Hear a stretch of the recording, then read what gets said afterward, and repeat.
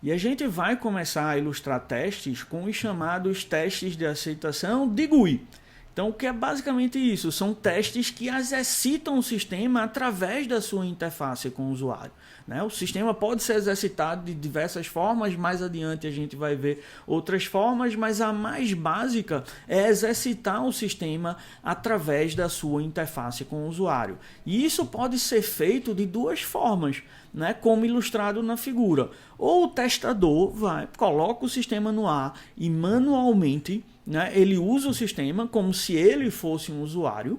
Tá? Então ele usa o sistema, digita informações, solicita a realização de operações e observa o resultado apresentado pelo sistema e verifica se aquele resultado apresentado é o esperado. Se for o esperado, o teste passa, o testador sinaliza que o teste passa, se não, o testador sinaliza que o teste quebrou. Tá? Então isso pode ser feito manualmente com o testador ou pode ser feito automaticamente.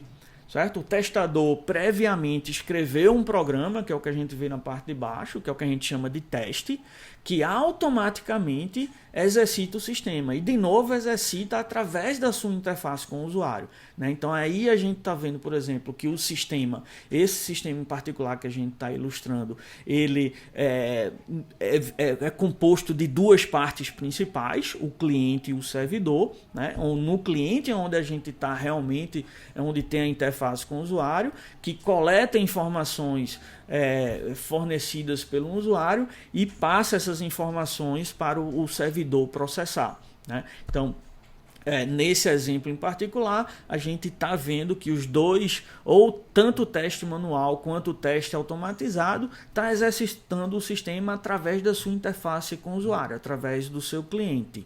Né? Poderia também exercitar através do servidor, mas isso a gente só vai ver mais adiante. Tá? Então, apesar de ter as duas opções, na disciplina a gente vai focar apenas na opção de baixo, que é de automatizar o teste. Certo? Qual é a vantagem de automatizar? É basicamente que a gente pode repetir, executar esses testes várias vezes sem um custo adicional. Né? Então, tem a desvantagem de que a gente tem que investir no tempo de criação do teste, certo? Que é basicamente o tempo de escrever um programa. Né? É um programa relativamente simples, mas custa caro escrever o programa. Né? Ele é super barato para executar, porque não envolve o tempo mais do testador. Né? O testador pode simplesmente pedir para ele executar, então esse é um tempo mínimo. Né? Então não envolve o custo de você parar uma pessoa para testar o sistema. Né? E esse baixo custo para executar é o que permite com que um teste automatizado ele possa ser executado com técnicas interessantes que a gente vai elaborar mais adiante, como teste de regressão e testes contínuos. Então, por exemplo, após a realização de cada commit, eu quero rodar os testes para ver se aquele novo commit não destrói um comportamento que já funcionava bem antes. Eu só posso fazer isso na prática se os meus testes são automatizados, porque seria muito caro eu parar após cada commit, parar para colocar o sistema no ar e ir lá e exercitar o sistema.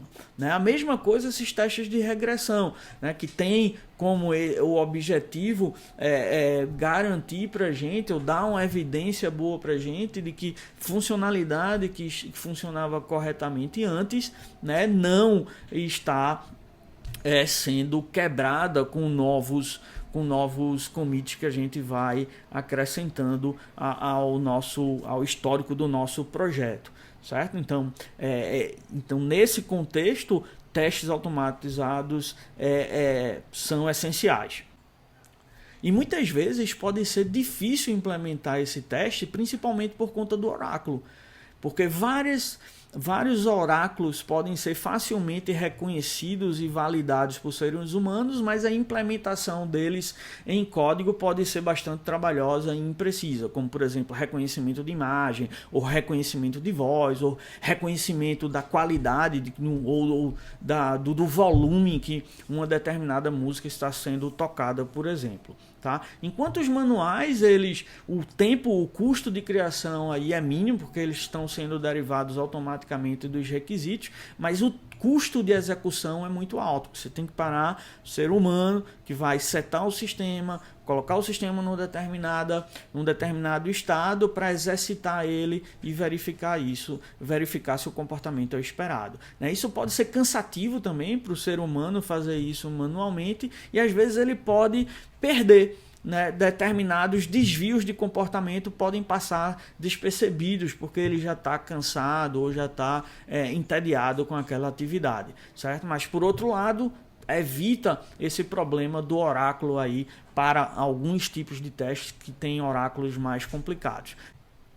Então vamos ilustrar esse processo agora executando alguns testes simples que eu fiz aqui, tá? Então em particular aí a gente está vendo o meu console, eu pedi que os testes fossem executados, aí colocou o browser no ar, né? E um robô basicamente desse browser está digitando o meu nome, digitando o CPF e tentou cadastrar. E essa operação foi bem sucedida. Agora rodando um segundo teste, de novo, coloca automaticamente o browser no ar, verifica, coloca o sistema no ar e verifica aí, no caso daí, o sistema Teaching Assistant no ar, verifica que já tem um Paulo ali cadastrado com 683 e nesse caso o teste falha, né? Então a gente está vendo aí que ele falhou, basicamente o primeiro passo passou, mas o segundo passo não pôde ser executado com sucesso porque já existia um aluno de CPF 683 cadastrado, né? E aí a ferramenta dá essa mensagem daí dizendo que passos foram bem sucedidos, que passos falharam, né? E a diferença entre o resultado esperado por ele e o resultado que realmente aconteceu. Tá? Então nesse caso daí ele esperava que tivesse 0 alunos, tá, com um CPF 683 e já tinha um aluno com CPF 683. Né? Esse é basicamente o cenário que a gente executou, né? Onde a gente assumia que pedia para o sistema ser colocado num estado onde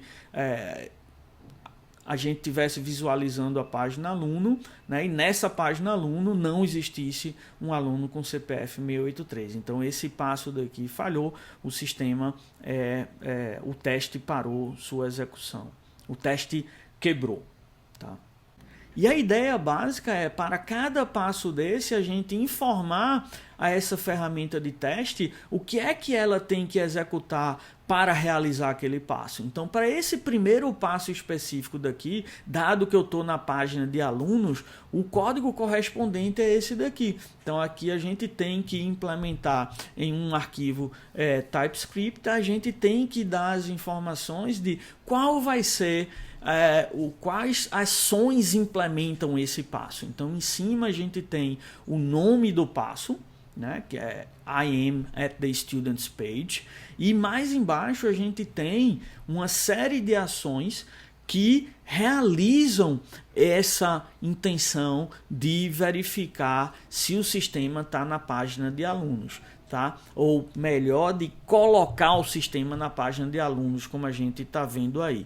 Então, o primeiro passo ele tem acesso ao browser, né? Então esses testes eles funcionam como um robô que exercita o browser automaticamente, e ele está dando a ordem aí para o browser ir para um determinado endereço. Ele lê uma página que está num determinado endereço. E esse endereço daí é um endereço onde a gente sabe que o sistema está no ar, certo? Esse sistema específico. Então a gente está mandando ir para página principal do sistema. Nessa página principal, após solicitar que o browser leve a gente, que o browser carregue essa página principal, a gente, no segundo passo, a gente está verificando se o título agora dessa página principal, certo? Se esse título é TA GUI. Certo? Porque isso é uma indicação de que ele está na página principal, porque a gente sabe que essa página principal ela vai ter esse título aí, o header da página principal. E em seguida a gente está solicitando para que nessa página principal, né, o browser identifique um elemento HTML do tipo A, né, de âncora aí, que apresenta um link para alguma outra página, um elemento que tenha esse nome alunos. Então, a gente sabe também que na página principal, o testador sabe, ele alinhou isso com a equipe de desenvolvimento, né, que nessa página principal vai ter um elemento do tipo A, nomeado aluno, e que isso é o elemento que leva a página de alunos, onde a gente pode cadastrar novos alunos e ver a lista de alunos. Então, lembrando aqui a interface dessa ferramenta do Teaching Assistant, ele vai ter basicamente duas opções no menu principal, um é alunos e outro metas, né? E isso daí está identificando essa opção alunos e clicando nela. Então, com isso daí, a gente está solicitando que o sistema vá para esse estado aí, que corresponde à primeira visualização da página alunos. Tá? Então, cada passo desse daí exercita o sistema que a gente quer testar, que é o que a gente chama System Under Test, né? O sistema que a gente está querendo testar, simulando o comportamento de um usuário através do browser. Tá? Então, passo a passo, ele vai estar ali chamando funções e métodos daquela API do browser para simular as ações de um usuário e assim realizar o teste automaticamente, que é o nosso objetivo.